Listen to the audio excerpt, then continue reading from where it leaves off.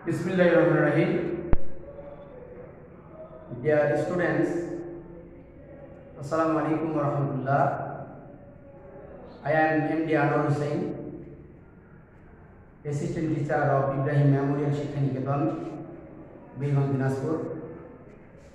Dear learner, how are you? I think you are well with your parents. I am well too, Alhamdulillah. Welcome to my online active English class, Book 3.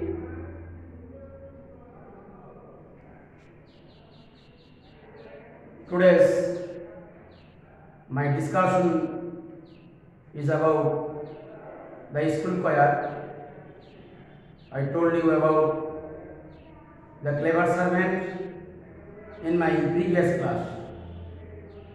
So take your book and khata before your hand and open at page 25 and the chapter number 8.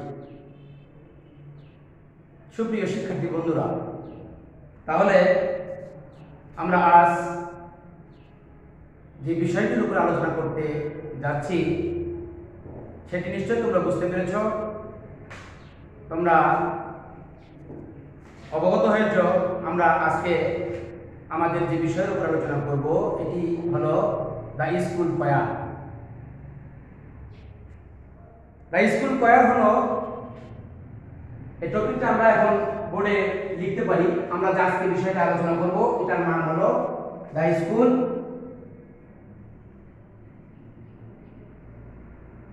choir।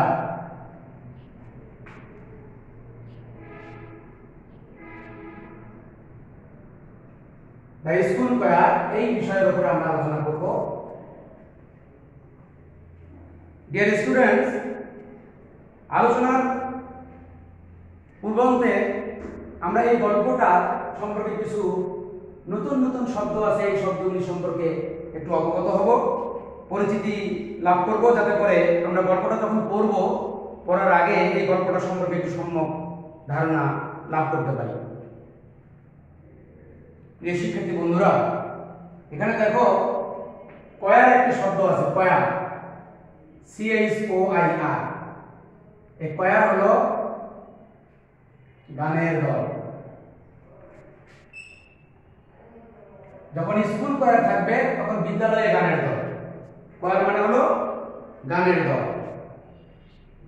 এরপরে তোমরা নিশ্চয়ই অবগত আছো আমরা যে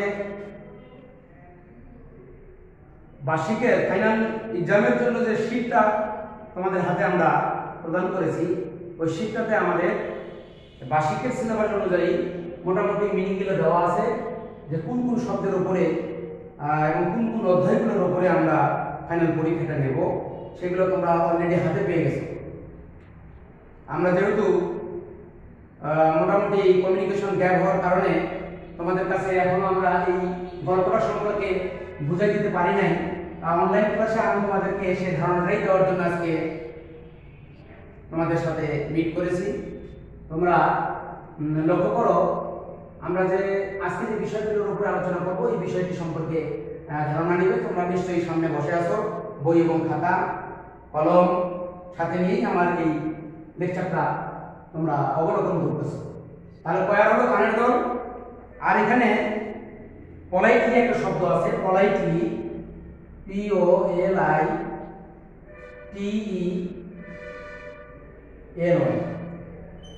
politely, politely শব্দের অর্থ হলো নম্রভাবে।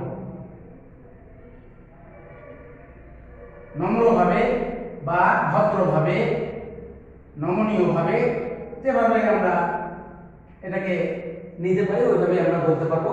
politely শব্দের অর্থ হলো নম্রভাবে বা ভদ্রভাবে।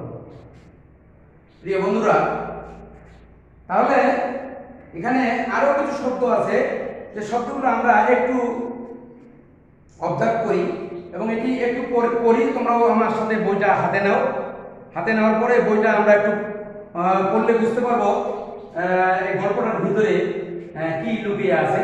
একটু দ্রুত আমরা এই গল্পটা সম্পর্কে ধারণা নেই। তোমরা সবাই আমার দিকে লক্ষ্য করে বইয়ে আঙ্গুল দাও এবং আমার দিকে ফলো করো। দ্য স্কুল কোয়ার, বিদ্যালয়ের গানের দল। Omar and Asma were members of the school choir. Omar এবং আসমা, এখানে দুটো স্টুডেন্টের নাম আছে। ওমর এবং আসমা বিদ্যালয়ের গানের দলের সদস্য ছিল। Maruf and Zeb also wanted to be members. Maruf এবং জেবও গানের দলের সদস্য হতে চাইল, যে তোমরা দুজন আসো, আমাকেও সদস্য করে নাও। এটা সে একটা তার মানে মনের ভাব প্রকাশ করলো। They went to see Mister John. এখানে মিস্টার জন এনাকে এখানে শিক্ষক হিসাবে অবহিত করা হয়েছে। তখন তারা কি করলো, জনাব জনের সঙ্গে দেখা করতে গেল। Dear students, please mister John সেই মারুফ পোলাইটলি। মারুফ তখন জনাব জনকে খুব নম্রভাবে বলল, দয়া করে we would like to join the choir, we would like to join the কোয়ার।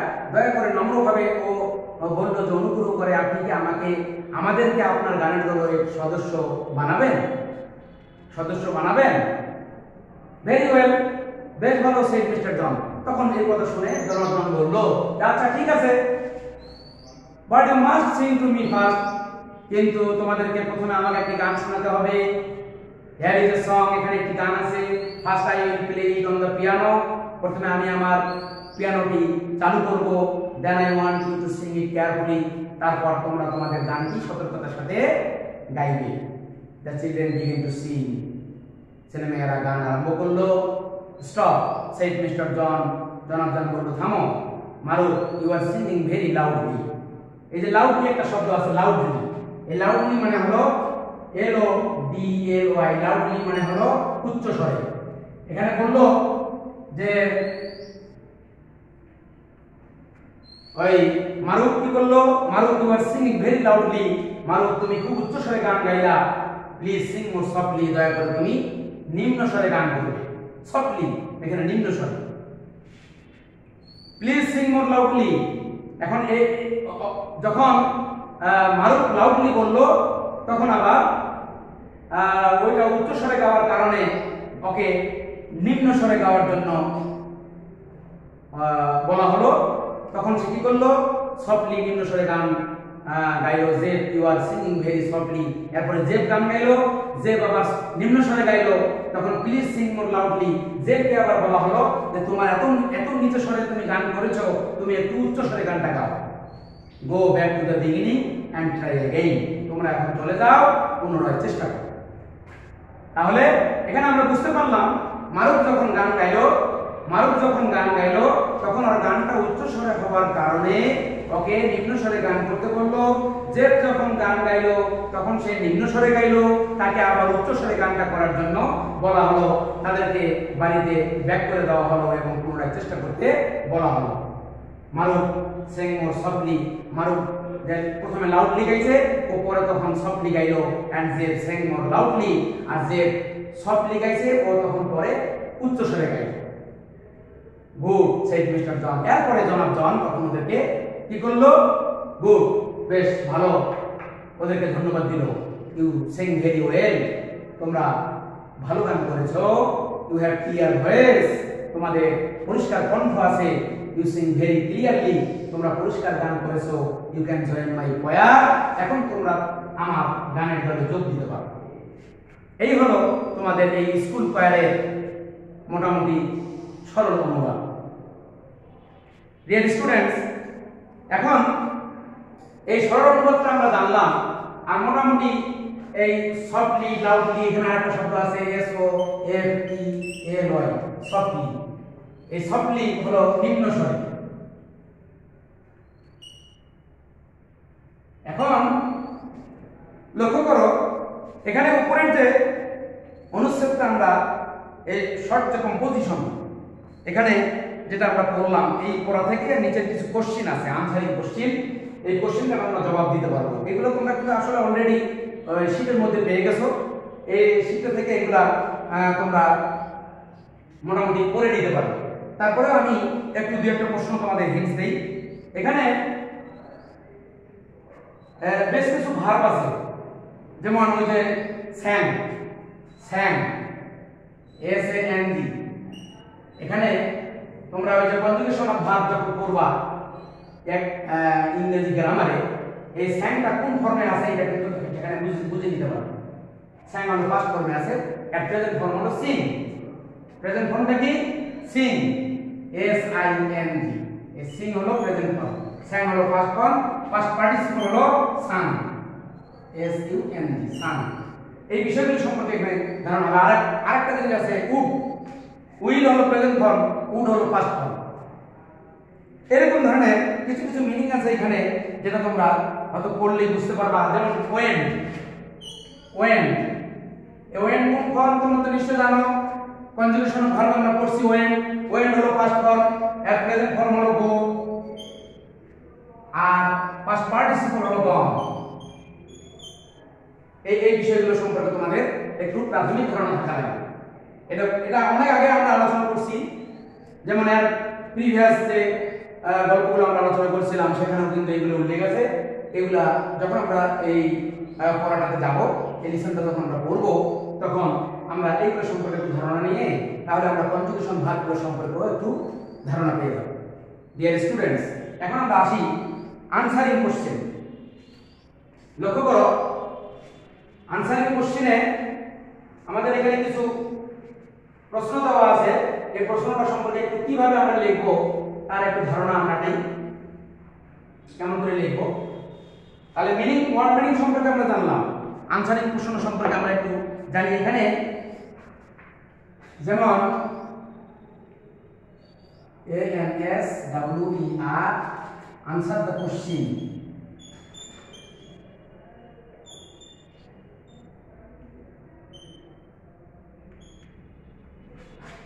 এখানে এ নম্বরে একটা কোশ্চেন আছে, ওয়াজ ওমর ইন দ্য কয়া।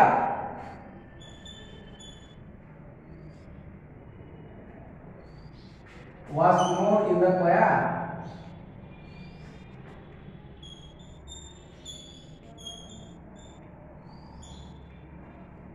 ওয়াজ ওমর ইন দ্য কয়া, এটা কি লিখতে পারবো আমরা? আনসারটা বলো দেখি, একটু খেয়াল করো। এর বঙ্গানুবাদটা কি? ওয়াজ ওমর ইন দ্য কয়া। ওমর কি গানের দলের সদস্য ছিল?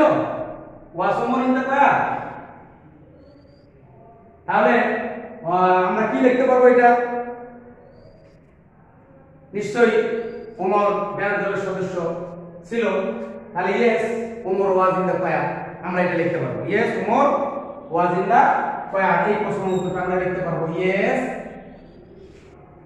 Omar, yes Omar was in the choir। তোমাদের এই উত্তরগুলো কিন্তু তোমরা শীটের মধ্যে অলরেডি পেয়ে যাবে। অলরেডি ওগুলা থেকে তোমরা করতে পারবা, ওগুলা থেকে অনুসরণ করে স্টাডি করে তোমরা দ্বিতীয় যে আমাদের সেকেন্ড যে স্পেশাল ইভ্যালুয়েশন আমাদের আছে, এইটাতে তোমরা যখন অ্যাটেন্ড করবা তখন এইগুলি মানে নিতে পারবা। আমাদের শর্ট সিলেবাসও দেওয়া আছে, ওই সিলেবাসের মধ্যে সম্ভবত 25 পেজটা আমাদের দেওয়া আছে। এই জন্য 25 সম্পর্কে তোমাদের আমি ধারণা দেওয়ার জন্য চেষ্টা করব। ডিয়ার লার্নার, এখন লক্ষ্য করো আরেকটি প্রশ্ন এখানে আছে। যেমন দেখো, what did Maruf and Zeb want. এটা হলো তোমার অ্যাক্টিভ বইয়ের 3 নম্বর question.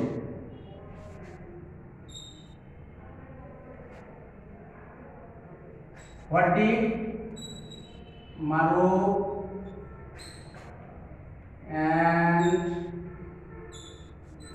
Zeb want? What did Maruf and Zeb want? আচ্ছা, এখন এখানে একটু খেয়াল করো তোমরা।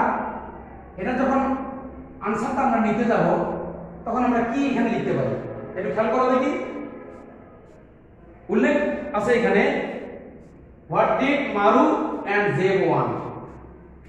অর্থটা কি? মারুফ এবং জেব কি হতে চেয়েছিল? What did Maruf and Zeb want. Maruf এবং জেব কি হতে চেয়েছিল? খেয়াল করো তো, কি হতে চেয়েছিল? মারুফ এবং জেব স্কুলে গানের দলের সদস্য হতে চেয়েছে। এই উত্তরটা এখানে আমরা লিখতে পারবো, ইংরেজিতে আমরা লিখি তাহলে। তাহলে আমরা কি লিখবো লক্ষ্য করো, তোমরা আমার সাথে লিখে নাও, MARUA মারুফ এন্ড জে। এইখানে একটা খেয়াল করো, একটু লক্ষ্য করো, এই যে ডিড আছে, এই ডিডটা থাকার কারণে এই প্রিন্সিপাল ভার্ব এখানে ওয়ান প্রেজেন্ট ফর্মে আসছে। যখন আমাদের এখানে আনসারিং কোশ্চেনে ডিড থাকবে না, তখন এই প্রিন্সিপাল ভার্বটা আমরা কি করব, পাস্ট পার্টিসিপল পাস্ট টেন্সে নিয়ে আসবো, পাস্ট টেন্সে নিয়ে আসবো, ওয়ানটা ওয়ান্টেড হয়ে যাবে। এটা একটু লক্ষণীয় বিষয়। মারুফ এন্ড জে ওয়ান্টেড, লক্ষ্য করো, Maruf and Zeb wanted to be members, MEMBERS. Maruf and Jay wanted to be members of the school choir.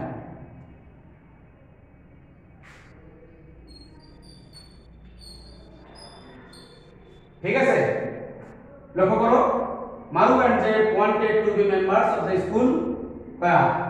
এখানে এই প্রেজেন্ট ফর্ম থাকলো, এখানে আসে ডিড না থাকার কারণে, এখানে ডিড ছিল এটা প্রেজেন্ট ফর্ম হচ্ছে, এই প্রেজেন্ট ফর্মটা এখানে উত্তরের বেলায় যখন আমরা লিখলাম তখন ওয়ান্টেড হয়ে গেল, wanted to be members of the school choir। ঠিক আছে, একটু লিখে নাও। এরপর একটা আরেকটা কোশ্চেন আছে, দেখো এই কোশ্চেনটা দিয়ে আমরা আমাদের হোমওয়ার্কে চলে যাব। আচ্ছা লক্ষ্য করো, এখানে আরেকটা প্রশ্ন আছে, ডি নম্বর প্রশ্নটা আছে, who did they speak two?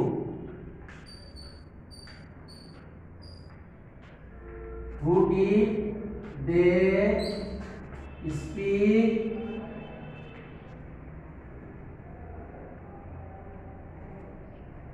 who did they speak to? এখানে দেখো ওই একই কেস, এখানে ডিড আছে, এটা স্পিক হয়ে গেছে, এটা প্রেজেন্ট ফর্মে আছে। এর পাস্ট টেন্স তোমরা নিশ্চয়ই জানো, পাস্ট ফর্ম হলো স্পক, পাস্ট পার্টিসিপল হলো স্পোকেন। তাহলে স্পিক, স্পোক, স্পোকেন। আমরা যখন উত্তরের বেলা আসবো, আনসার কোশ্চেন যখন আনসারিং কোশ্চেন লিখবো, তখন আমরা এটা কি লিখবো আমরা, who did they speak to, মানে তাদের সাথে কে কথা বলেছিল। একটু চিন্তা করো, তাদের সাথে কে কথা বলেছিল, একটু খেয়াল করে দেখি, কথা কে বলছিল তাদের সাথে? ওদের সাথে কথা বলেছিল মিস্টার জন, মানে ওদের টিচার কথা বলেছিল। তাহলে আমরা আনসারটা কি লিখতে পারবো, দে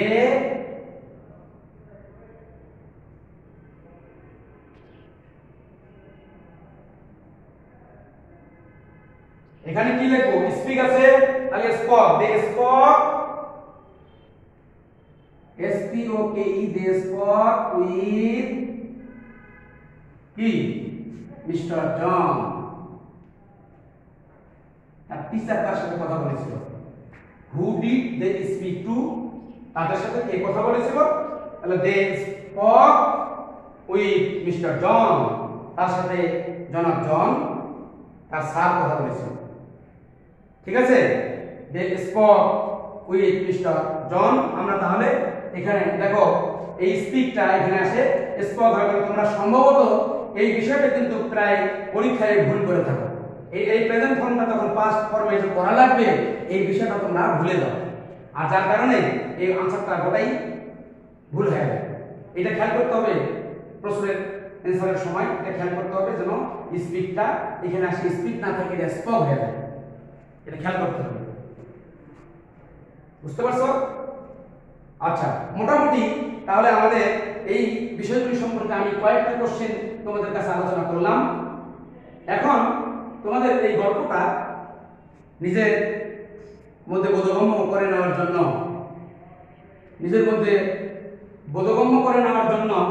তোমাদের তাহলে আরো খেয়াল করতে হবে যেন এই গল্পের যে প্রশ্নগুলো আছে এই আনসারিং কোশ্চেনগুলো সম্পর্কে তোমরা একটি সম্যক ধারণা পাও।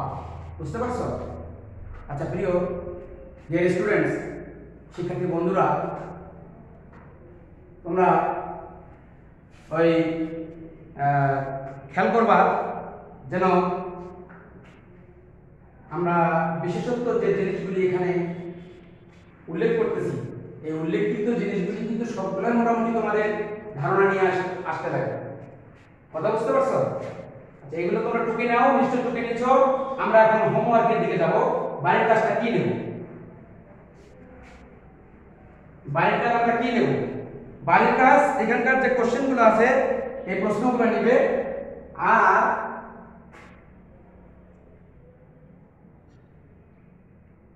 হোমওয়ার্ক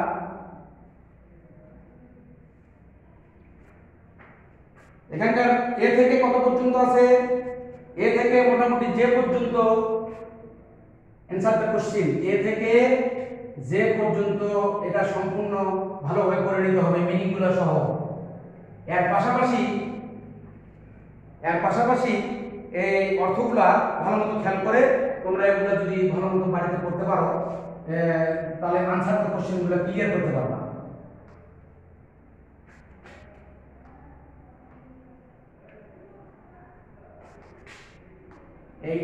এইগুলো মোটামুটি বাড়িতে করবা। এই এ থেকে যে পর্যন্ত আনসার দ্য কোশ্চেনস ভালোভাবে স্টাডি করতে হবে, প্রশ্নের অনুকূলে যদি তোমরা এগুলা লিখতে পারো। প্রিয় শিক্ষার্থী বন্ধুরা, আশা করি তোমরা আমার এই 20 পেজের যে কথাগুলি আমরা বললাম এগুলি সম্যক ধারণা ভালো মতো নেবে, এইটা কামনা করতেছি। তাহলে শেষে okay, I think you have enjoyed my active English class and be active in my coming class. Stay at home to take care of your health. Thank you very much.